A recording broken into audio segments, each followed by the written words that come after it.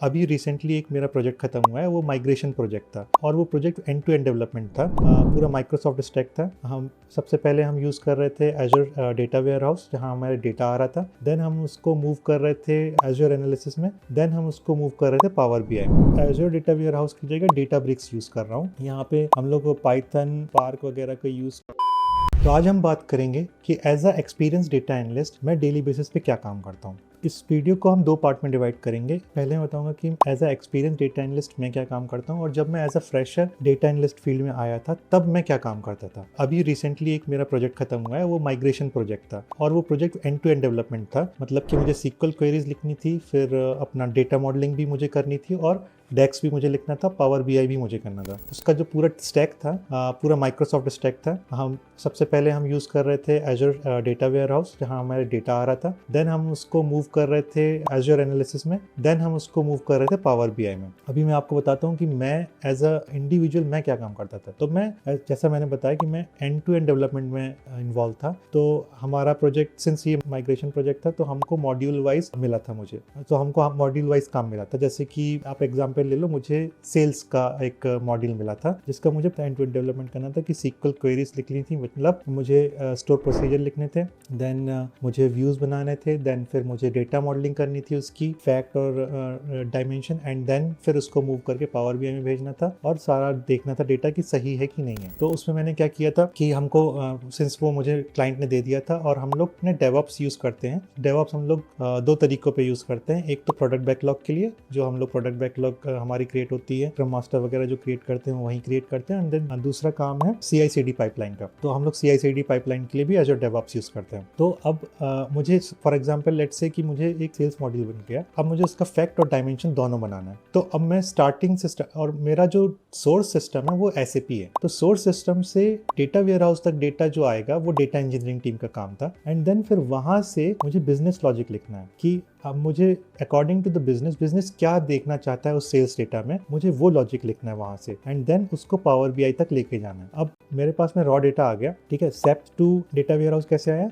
Engineering team ने, data engineering team ने move किया। अब रॉ डेटा मेरे पास में आ गया। अब मैं क्या करूंगा, यहाँ पे मैं सबसे पहले स्टोर प्रोसीजर लिखूंगा। किसके लिए, फैक्ट टेबल के लिए, क्योंकि फैक्ट टेबल वो ट्रांजेक्शनल डेटा होता है और उसमें बहुत सारी चीजें मुझे पहले से करनी पड़ती है। बिजनेस लॉजिक लगाना पड़ता है, जैसे कि अपडेट करना है मुझे कुछ डेटा, देन मुझे क्लीन करना है कुछ डेटा टाइप चेंज करने हैं, मल्टीपल टेबल्स को ज्वाइन करके डेटा यूज करना है। तो ये सब चीजें मुझे करनी थी। तो मैंने सबसे पहले स्टोर प्रोसीजर में, हम लोगों का पूरा स्टैक है, हम लोग जो डेटा वेयर हाउस का स्ट्रक्चर है, हमको रॉ डेटा तक मिलेगा। एंड देन फिर वहां से हमको एक बिजनेस लेयर बनानी है। बिजनेस लेयर में पूरा बिजनेस लॉजिक लिखना है। बिजनेस लॉजिक में हम पूरा स्टोर प्रोसीजर लिखेंगे। देन फिर उस डेटा को हम मूव करके एक व्यू में मूव करेंगे, वहां से हम उसको मटेरियलाइज करेंगे। And then at the end हम फिर से एक लास्ट व्यू बनाएंगे, जो व्यू हमारा कंज्यूम होगा एनालिसिस सर्वर में, ठीक है। तो हमने ये बना लिया, हमने व्यू बना लिया। अब हम एनालिसिस सर्वर ओपन करेंगे एंड देन उस व्यू को हम इंपोर्ट करेंगे। तो फैक्ट के लिए मैंने स्टोर प्रोसीजर बनाया, और डायमेंशन, सिंस वो डायमेंशन है, डेटा इतना चेंज होता नहीं है, तो मैं उसके लिए डायरेक्टली स्टोर प्रोसीजर नहीं बनाऊंगा, बिकॉज कोई नीड नहीं है उसकी स्टोर प्रोसीजर के लिए। तो उसके लिए डायरेक्टली मैं एक व्यू बनाऊंगा जिसमें सारा डायमेंशनल डेटा होगा। अलग अलग टाइप से डायमेंशन डेटा हो सकता है, तो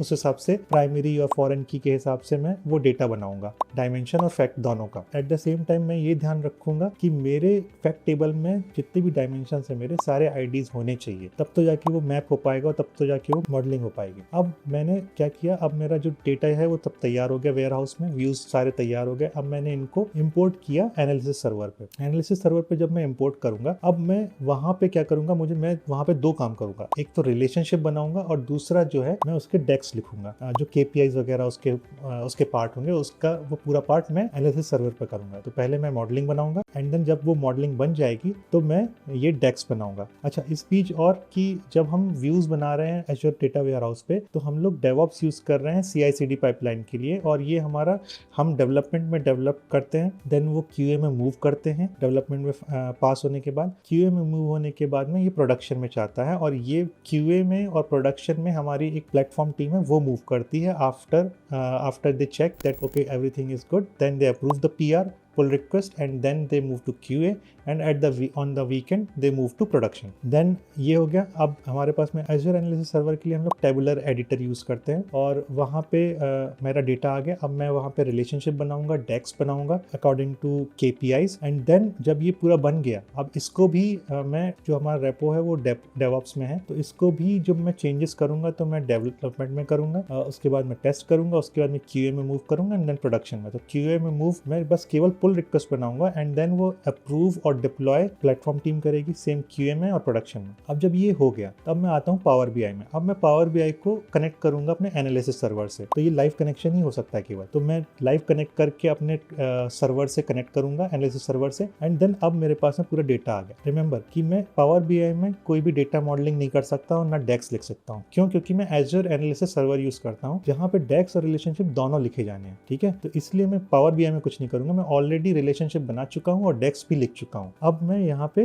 मैं पावर BI में आ गया. अब पावर BI में आके जो भी मुझे विजुअल्स की रिक्वायरमेंट होगी, मोस्टली क्लाइंट ही बता देता है कि आपको ये विजुअल्स रखने हैं और ऐसा ऐसा डेटा रखना है. वो मॉकअप टाइप का दे देते हैं, तो वो आपके हिसाब से उस मॉकअप के हिसाब से आपको पूरा विजुअल्स बनाने हैं एंड देन उसको वैल्यू शोज करनी है. अब जब ये वैल्यू शो हो गई, पावर BI में हो गया, तब ये पूरा ये सिमिलरली अब पावर BI में डिप्लॉयमेंट पाइपलाइन होती है, बट इसके लिए हम लोग पावर BI वर्कस्पेस की डिप्लॉयमेंट पाइपलाइन यूज करते हैं. डेटा हमारा डेवलपमेंट में हम बनाते हैं पावर BI डेस्कटॉप पे एंड देन उसको पब्लिश करते हैं डेवलपमेंट में एंड देन वो डेवलपमेंट से QA में मूव होता है डिप्लॉयमेंट पाइपलाइन के through, power BI workspace deployment के थ्रू एंड देन वो प्रोडक्शन में. जब ये हो गया फिर हम ये क्लाइंट को देते हैं कि लो अब जाके ये टेस्ट कर लो. तो हमने पब्लिश कर दिया प्रोडक्शन तक. जब हम इस बीच में मैं ये बताना भूल गया कि अब जो क्लाइंट रहेगा हम उसको टेस्टिंग के लिए कब देंगे. हम उसको टेस्टिंग के लिए देंगे जब डेटा हमारा QA में है. ठीक है, जब QA में डेटा रहेगा तो हम उसको टेस्टिंग के लिए देंगे. जब सब पास हो जाएगा एट द एंड हम पूरा जो डेवलपमेंट है, जब हमारा गो लाइव डेट होगी तब हम वो प्रोडक्शन में मूव करेंगे एंड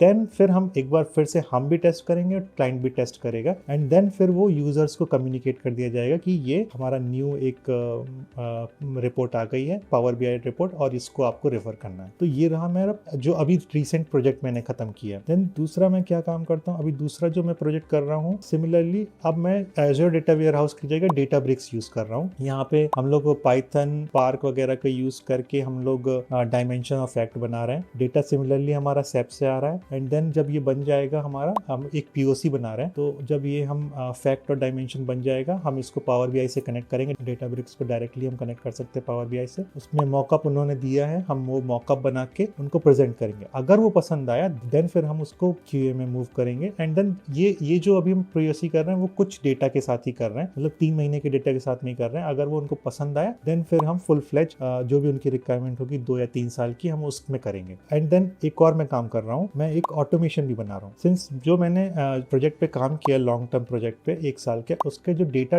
जो रिफ्रेश होता है उसके लिए जॉब्स रन होती हैं डेली बेसिस पे. वो जॉब्स क्या बताती हैं कि आपका डेटा रिफ्रेश हो गया कि नहीं हो गया. मतलब लास्ट नाइट हमारी जॉब्स रन हुई और हमारा डेटा रिफ्रेश हो गया, ये इसका हमको अलर्ट देना पड़ता है या इसका हमको इन्फॉर्मेशन देनी पड़ती है यूजर्स को, जिससे उनको पता रहे कि जो वो रिपोर्ट देख रहे हैं उसमें जो डेटा है वो कब तक रिफ्रेश्ड है, मतलब कब तक का वो लेटेस्ट डेटा है. तो ये हम डेली बेसिस पे टीम्स चैनल होता है हम लोगों का यूजर्स का, उस पर हम डेली बेसिस पे पोस्ट करना पड़ता है एक बंदे को कि ये इस प्रोजेक्ट की सारी जॉब्स कंप्लीट हो गई हैं, और जो लेटेस्ट डेटा है वो कल रात तक 7 बजे तक का डेटा लेटेस्ट डेटा है. ठीक है, अब इस बीच में क्या हो सकता है कि वो जॉब्स फेल भी हो सकती हैं कुछ इश्यूज की वजह से, तो वो भी हमको बताना पड़ता है. तो इस सब को बताने के लिए हमको एक बंदा रखना पड़ता था मॉनिटरिंग के लिए पूरा मॉर्निंग शिफ्ट में. तो उसको हटाने के लिए, बिकॉज ये केवल क्या करता था, जॉब्स का स्टेटस लेता था और पोस्ट करता था सुबह में आके, तो उसको हटाने के लिए मैं एक ऑटोमेशन पे काम कर रहा हूँ जो कि ऑलमोस्ट रेडी हो गया है. वो ऑटोमेशन क्या करता है, डेटाब्रिक्स पे मैं पाइथन और एडाप्टिव कार्ड होता है पावर ऑटोमेशन का, तो पावर ऑटोमेशन का सोल्यूशन हमारी पावर ऑटोमेशन टीम ने बनाया है और हमको वो सब डिटेल्स दी हैं कि हम किस तरह से वो मैसेज सेंड कर सकते हैं. तो मैंने पाइथन पे एक पूरा सिस्टम डेवलप किया है जो कि सारे SQL जॉब को पढ़ेगा और टेबुलर जॉब्स को पढ़ेगा और उनका स्टेटस लेगा एंड देन जब वो स्टेटस स्टेटस लेगा, उसको कंबाइन करके हमारे पास में जैसे बहुत सारे प्रोजेक्ट्स हैं उनको उनके इंडिविजुअल ग्रुप्स टीम चैनल पे स्टेटस भेजेगा ऑटोमेटिकली। तो यहाँ पे एक पूरे FTE का जो मॉनिटरिंग शिफ्ट में आ रहा था उसको पूरा हटाने का ही ऑटोमेशन है। मतलब हम पूरा एक FTE सेव कर रहे हैं यहाँ पर इस ऑटोमेशन के लिए। तो ये ऑटोमेशन पे भी मैं काम कर रहा हूँ। अब आते हैं जब मैं, ये तो रहा मेरा एज अ एक्सपीरियंस में क्या क्या काम करता हूँ, और मेरा इंटरेक्शन क्लाइंट डायरेक्टली होता है बिकॉज मैं एक्सपीरियंस हूँ और मुझे काफ़ी एक्सपीरियंस है क्लाइंट के साथ डायरेक्ट इंटरेक्शन करने का। मैं डायरेक्टली उनसे रिक्वायरमेंट भी लेता हूँ और डायरेक्टली उनको बताता भी हूँ कि ये हो गया और ये आप टेस्ट कर सकते हो। ये सब हमारा डेवऑप्स के थ्रू होता है। और हम लोगों का एक कॉल होता है, डेली कॉल, इसमें क्लाइंट भी आता है और उसमें सब डायरेक्टली इंटरेक्शन भी होता है। हमको बताना पड़ता है कि आज हमने ये किया, आज हमने वो किया। ये सब एजाइल मेथोडोलॉजी पे टोटली होता है। देन एज अ फ्रेश जब मैं डेटा एनालिस्ट में आया था तो मैंने 2 चीजें करता था उस टाइम पे। एक तो हमारे पास में बहुत सारी एक्सेल रिपोर्ट्स थी, तो हम सारे एक्सेल रिपोर्ट्स को पावर BI रिपोर्ट्स में कन्वर्ट किया था हम लोगों ने। हमारे पास में कुछ अराउंड उस टाइम पे 100 या 120 की रिपोर्ट्स थी। हम लोगों ने सबने, जो भी हम लोग उस टीम में थे, सबने मिलके उस सारी रिपोर्ट्स को हमने पावर BI रिपोर्ट्स में कन्वर्ट किया था और उसमें अच्छे अच्छे विजुअलाइजेशन बनाए थे जब मैंने स्टार्टिंग किया था। एंड दूसरा काम मैं ये करता था कि हमारे पास में बहुत सारा डेटा ना, हम लोगों को हमारे कई सारी टीम्स थी तो उनको क्या करना पड़ता था, मैन्युअली अपडेट करना पड़ता था। तो मुझे वो टास्क मिला था कि यूजिंग पाइथन मैं ऐसा एक ऑटोमेशन बनाऊं कि डेटा जो भी मुझे एंटर करना है वेबसाइट्स पे या टूल्स पे, वो डायरेक्टली एक्सेल से ले और उस टूल में ऑटोमेटिकली फीड हो जाए। तो मैं सेलेनियम को यूज करके मैंने बहुत सारे ऑटोमेशंस भी बनाए थे और वहां पे भी मैंने कुछ 2 से 3 FTE वर्क सेव किया था। तो ये रहा एज अ डेटा एनालिस्ट मैं क्या काम कर रहा हूँ और क्या मैं काम करता था। अगर आपको ये वीडियो अच्छा लगा हो तो प्लीज़ लाइक करिएगा और सब्सक्राइब करिएगा इस चैनल को, उससे मुझे थोड़ा मोटिवेशन मिलेगा और आपके लिए ऐसे ही वीडियो लाता रहूँगा। Thank you.